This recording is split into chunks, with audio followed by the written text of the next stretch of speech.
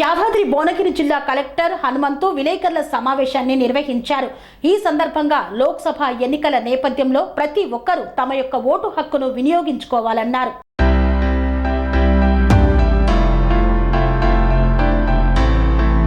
యాదాద్రి భువనగిరి జిల్లా కలెక్టరేట్లో collector Hanumanthu K Zendage media సమావేశాన్ని నిర్వహించారు. ఈ సందర్భంగా ఆయన మాట్లాడుతూ 4వ ఫేజ్లో ఎన్నికలు ఈ నెల 13న జరుగుతున్నాయి. పోలింగ్ సమయం పెరిగింది. 2100 పోలింగ్ స్టేషన్లు ఏర్పాటు చేశామన్నారు. భువనగిరి లోక్సభ పరిధిలో 18,08,585 మంది ఓటర్లు ఉన్నట్లు పేర్కొన్నారు. హోమ్ పోలింగ్ వినియోగించుకొని వారికి పోలింగ్ కేంద్రంలో తొలుత ప్రాధాన్యత ఉంటుందన్నారు. దివ్యాంగులకు వీల్ చైర్లు అందుబాటులో ఉన్నాయన్నారు. 220 రూట్స్ ఉన్నాయి. సెక్టార్ ఆఫీసర్ రూట్ లో ఉన్న పోలింగ్ కేంద్రాలకు పోలింగ్ సామాగ్రిని సిబ్బందితో తీసుకువెళ్తామన్నారు. సామాగ్రి పంపిణీకి 7 అసెంబ్లీ నియోజకవర్గంలో 7 పంపిణీ కేంద్రాలను ఏర్పాటు చేసినట్లు తెలిపారు. బ్యాలెట్ యూనిట్స్, కంట్రోల్ యూనిట్స్ 125% వీవీప్యాట్లను 140% అందుబాటులో ఉన్నాయన్నారు. పోస్టల్ బ్యాలెట్లు 3 రకాలు ఉన్నాయి. సర్వీస్ ఓటర్లు 656 ఉన్నాయి. హోమ్ ఓటర్లు 1364 మంది ఉన్నారు. దీనిలో 1266 ఓటు హక్కును వినియోగించుకున్నట్లు తెలిపారు. మొత్తం ఉద్యోగులు 11,193 మంది ఉన్నారు. 1423 బయటి నియోజకవర్గానికి చెందిన వారుగా అంచనా వేశారు. మన వద్ద ఉన్నవారు 9,770 మంది ఓటర్లు ఉన్నట్లు గుర్తించారు. 14,68,00,000 సీజ్ చేశామని, 92 ఫిర్యాదులు సి విజిన్ లో ఇచ్చామని తెలిపారు. 1950 కాల్ సెంటర్లో 63 కాల్స్ వచ్చాయి. ఓటర్ కార్డుకు సంబంధించిన కాల్స్ మాత్రమే వచ్చాయని తెలిపారు. పోలింగ్ స్టేషన్స్ ఉన్నాయి. అందులో 166 క్రిటికల్ పోలింగ్ బూత్స్ ఉన్నాయి. ఈ క్రిటికల్ పోలింగ్ బూత్స్ దగ్గర మనకు సెంట్రల్ ఆర్మ్ రిజర్వ్ ఫోర్స్ ఉంటాయి, సెంట్రల్ బలగాలు. మిగతా రిమైనింగ్ పోలింగ్ స్టేషన్స్ దగ్గర మనకి స్టేట్ ఫోర్సెస్ ఇవన్నీ ఆల్రెడీ డిప్లాయ్మెంట్ స్కీమ్ అంతా అయిపోయింది. సో బూత్ లెవెల్లో తీసుకుంటే ఆల్రెడీ సిపి గారు క్యూ మేనేజ్మెంట్ కోసం ఒక ఆర్డర్ పాస్ చేయడం జరిగింది. సో ఆల్రెడీ జిల్లా కలెక్టర్ చెప్పినట్టుగా మేల్కి ఫీమేల్కి సపరేట్ క్యూ లైన్ ఒకటి మెయింటైన్ చేస్తారు. అండ్ ఎక్కడైతే బ్యారికేడ్ రిక్వైర్మెంట్ ఉందో అక్కడ బ్యారికేడ్స్ను వేస్తారు. ఇమీడియట్గా పోలింగ్ పార్టీస్ అక్కడ వెళ్ళిన వెంటనే ఒక 100 మీటర్ల ఒక రేడియస్లో ఒక గీత గీస్తారు. ఆ 100 మీటర్ అనేది చాలా రెస్ట్రిక్టెడ్ ఏరియా. అందులో ఓటు వేయవలసిన వాళ్ళు మాత్రమే ఎంటర్ కావాల్సి ఉంటుంది. ఆ 100 మీటర్లు ఇంకో ప్రాముఖ్యత ఏంటంటే కరెక్ట్గా ఈవినింగ్ 6 గంటలకు ఆ 100 మీటర్లలో ఎవరైతే క్యూ లైన్ ఉన్నారో వాళ్ళకి మాత్రమే ఓటు వేసే అవకాశం ఉంటుంది. మిగతా వాళ్ళ వరకు కూడా బయట ఉన్న వాళ్ళకు ఓటు వేసే అవకాశం ఉండదు. ప్రిసైడింగ్ ఆఫీసర్ వచ్చి చివరి మనిషికి టోకెన్ నెంబర్ నుంచి స్టార్ట్ చేసుకుంటూ వస్తారు. And coming to the political agents వాళ్ళు కూడా 100 మీటర్ల అవతలే ఉంటారు. అయితే మన దగ్గర కొన్ని పోలింగ్ బూత్స్ హ్యాబిటేషన్స్ మధ్యలో ఉన్నాయి. వాటికి కూడా కరెక్ట్ సరైన జాగ్రత్తలు తీసుకుంటున్నాము. అండ్ ఆ రోజు తెల్లవారుజామున ఆ ఇళ్లలో ఒకసారి సోదాలు కూడా చేస్తాము. కొత్త వాళ్ళు కానీ, అంటే రెసిడెంట్స్ కాకుండా కొత్త వాళ్ళు కానీ, లేకపోతే ఏమైనా డిఫరెంట్ టైప్స్ ఆఫ్ ఏమైనా వేరే ఉన్నాయన్నట్టు కూడా మనం వెరిఫై చేస్తాం. ఇది పోలింగ్ స్టేషన్ తర్వాత బందోబస్తు. అండ్ కమింగ్ టు మీడియా వాళ్ళు అక్కడ వచ్చి ఫోటో తీసుకోవచ్చు. బట్ పోలింగ్ కేంద్రం లోపల ఫోటోలు మాత్రం తీయడానికి అనుమతి లేదు. అండ్ పోలింగ్ నుంచి బయటకు వచ్చే వాళ్ళ ఫొటోస్ కూడా తీసుకోవచ్చు. బట్ వాళ్ళని మీరు వాళ్ళ సీక్రెసీ, అంటే మీరు ఓటు ఎవరికి వేస్తారనే ప్రశ్న తప్ప మిగతాది మీరు ఏమన్నా అడగవచ్చు. ఓటు వేస్తారని అడగవచ్చు, ఏమన్నా అడగవచ్చు. బట్ ఎవరికి వేసారు రివీల్ అయ్యే ఎటువంటి ప్రశ్న కూడా మీరు అడగరాదు.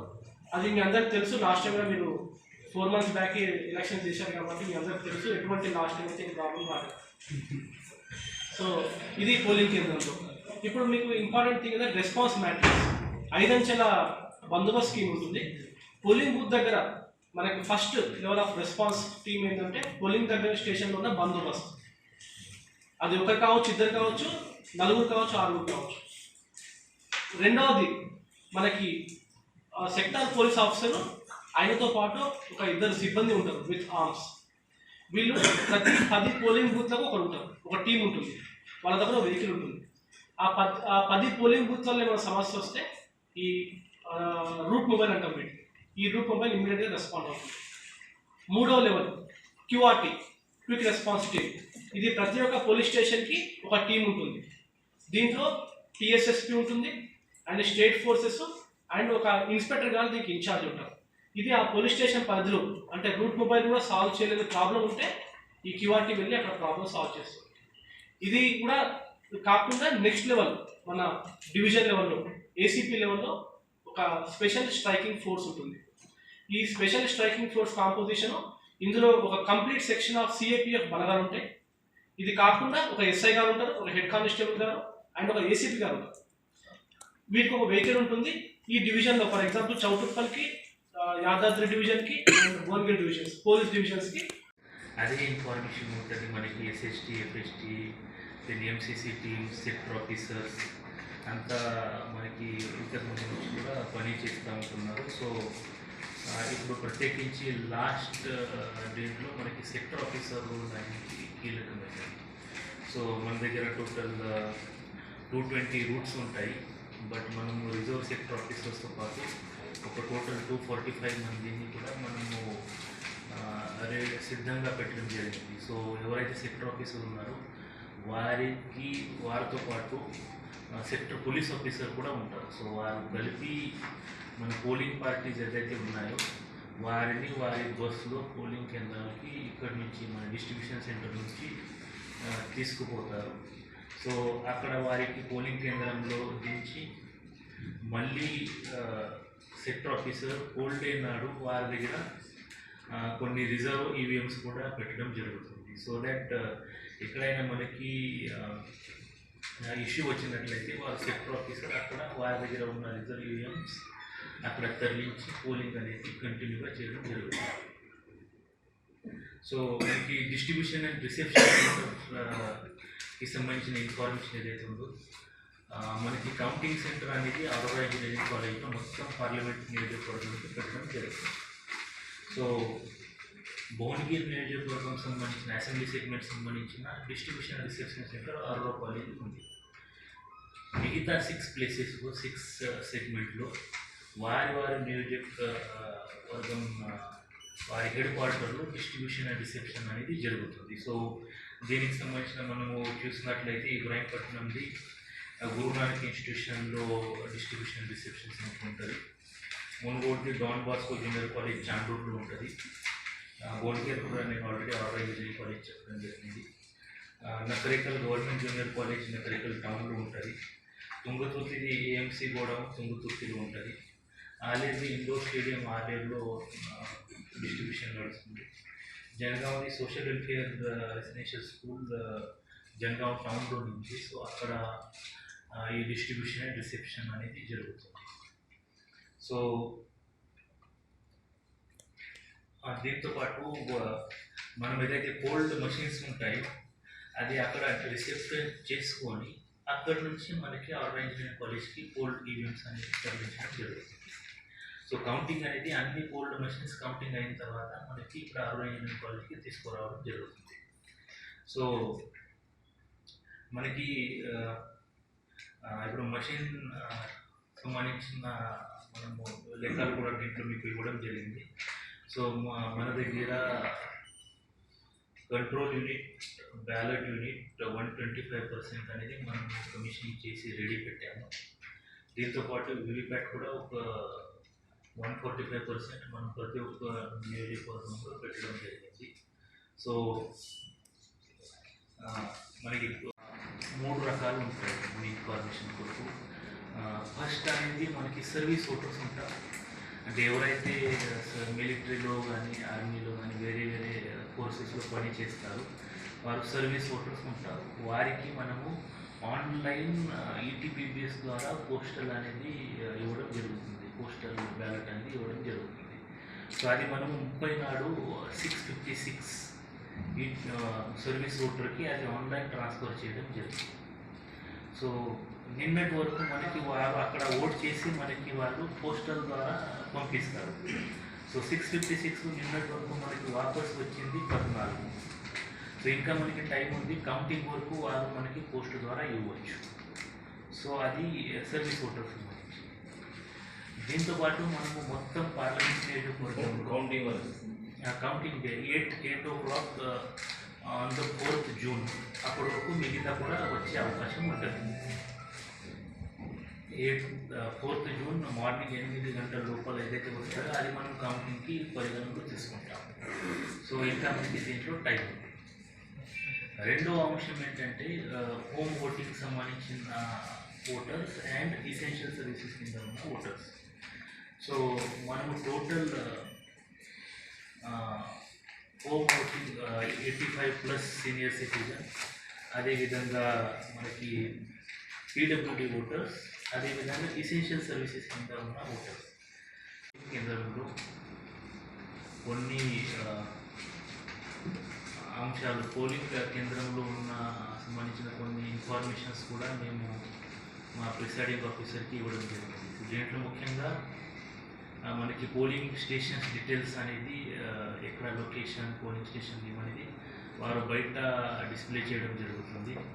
తర్వాత ఓటర్ కోసం మనకి ఒక 7A ఏదైతే ఉందో లిస్ట్ ఆఫ్ కంటెస్టింగ్ క్యాండిడేట్స్, అది కూడా పోలింగ్ స్టేషన్ బయట డిస్ప్లే చేయడం జరుగుతుంది.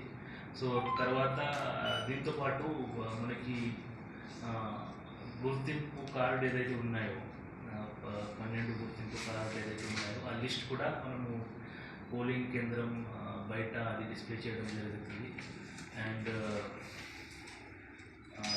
Dos and don'ts of voters సంబంధించిన అది కూడా బయట డిస్ప్లే చేయడం జరుగుతుంది.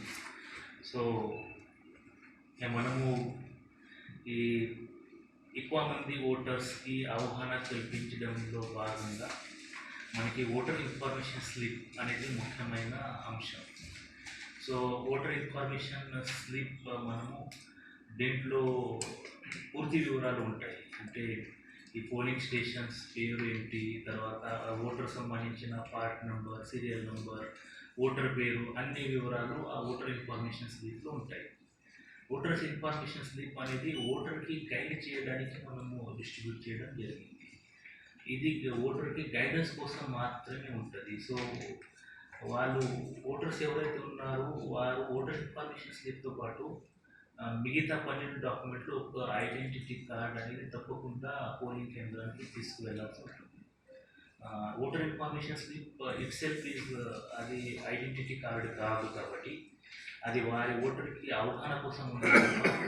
వారు అక్కడ వారి ఐడెంటిటీ ఎస్టాబ్లిష్ చేయాలి పోలింగ్ కేంద్రంలో అంటే ఒక గుర్తింపు కార్డు అనేది తీసుకువెళ్ళాల్సి ఉంటుంది. సో ఇప్పుడు ఓటర్ ఇన్ఫర్మేషన్ స్లిప్ కూడా మన దగ్గర పోలింగ్ స్టేషన్స్ 2141 పోలింగ్ స్టేషన్స్ ఉన్నాయి. మనకి టోటల్ ఓటర్ మనం చూసినట్లయితే 18,08,585 ఓటర్స్ మన దగ్గర నమోదు కావడం జరిగింది. దీంట్లో పీడబ్ల్యూడి ఓటర్స్ 40,665. మనకి సీనియర్ సిటిజన్ ఎవరైతే ఉన్నారో అబౌవ్ 85 years ఆఫ్ ఏజ్ వాళ్ళు 10,945. సో వారందరూ కూడా మన దగ్గర నమోదయ్యి వారు ఓటర్గా ఎలిజిబుల్గా ఉన్నారు. సో దీంట్లో చూసినట్లయితే మనకి పోలింగ్ స్టేషన్స్లో ఇప్పుడు మనకి పోల్ అనేది 13 నాడు ఉంటుంది కాబట్టి పోలింగ్ స్టేషన్స్లో ఈ సీనియర్ సిటిజన్స్ అండ్ పీడబ్ల్యూడి వారికి మనము హోమ్ ఓటింగ్ కూడా అవకాశం ఇవ్వడం జరిగింది.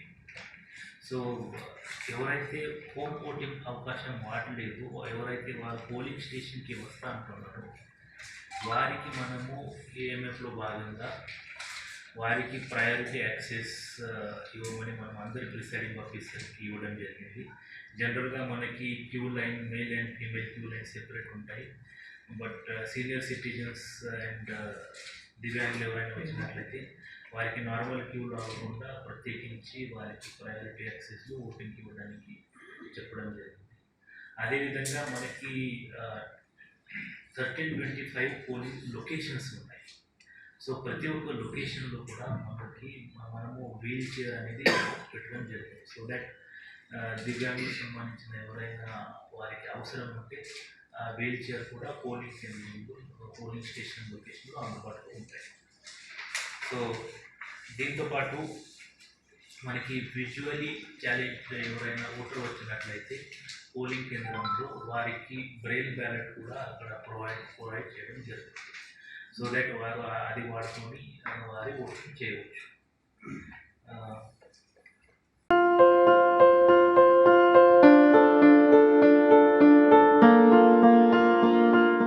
సంస్కృతి సంప్రదాయం, ప్రేమ, ఆప్యాయత, రాజసం ఉట్టిపడే వేడుకలకు అనువైన ప్రదేశం MLN కన్వెన్షన్ హాల్. కని విని ఎరుగని రీతిలో జరిగే మీ ఇంటి కళ్యాణ వైభోగానికి అందమైన కళ్యాణ వేదిక MLN convention hall. MLN convention hall ప్రత్యేకతలు: సువిశాలమైన wedding halls, centralise AC, banquet hall మరియు విశాలమైన డైనింగ్ హాల్, వధువరుల కోసం ప్రత్యేక AC మరియు నాన్ AC గదులు, నక్షత్రాల వెలుగులో పచ్చని పచ్చికపై పార్టీల కోసం అనువైన గార్డెన్. MLN కన్వెన్షన్ లో CCTV పర్యవేక్షణతో పూర్తి భద్రత. ఎక్స్పీరియన్స్ అండ్ ప్రొఫెషనల్ వర్కర్స్ గల అన్నపూర్ణ గ్రూప్ వారి సేవలు. 2000 వాహనాలు పార్కు చేసేందుకు సువిశాల పార్కింగ్ సౌకర్యం.